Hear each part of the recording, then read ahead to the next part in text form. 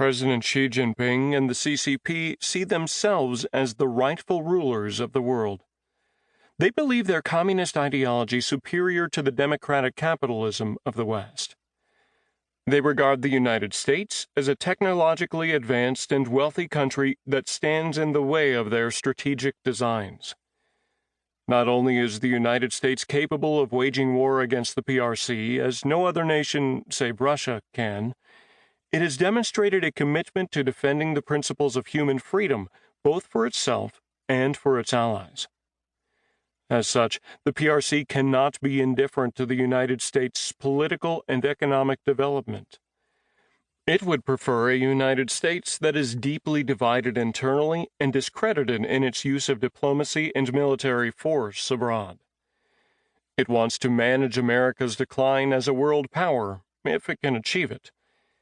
As a practical matter, this will require convincing the U.S. that the PRC cannot be challenged militarily, that America's prosperity is contingent upon Chinese economic interdependence, and that the safest course of action is an accommodation with the PRC and the bloc of countries that have subscribed to its Belt and Road Initiative.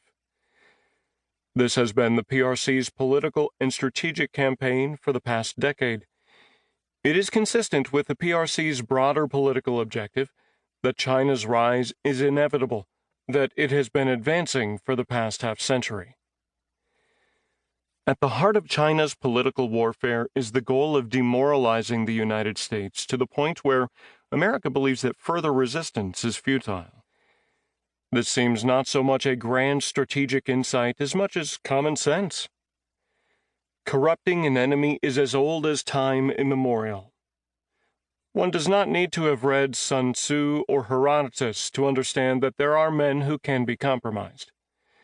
Quite often, such corruption brings down a country from within, and war does not even need to be waged.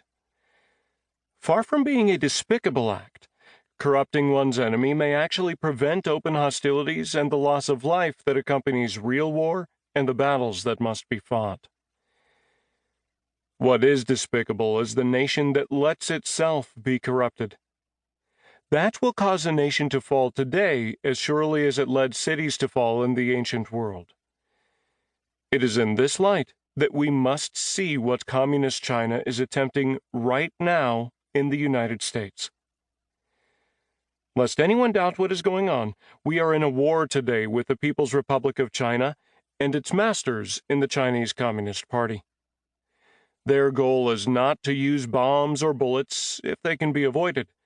They would much rather compromise our leaders and corrupt our elites and have their way with us in the most peaceful and orderly way possible. They do not need to fight us on a battlefield if we are so otherwise demoralized and compliant that war will never even be fought. This is worth noting, for they have engaged in this current political and information war against the United States, confident that America has grown corrupt and that its political, financial, and cultural elites are in near complete sympathy with the globalist project of an interdependent world, with the PRC at its head. This confidence has arisen from a half-century of political deception, manipulation, and penetration of American society.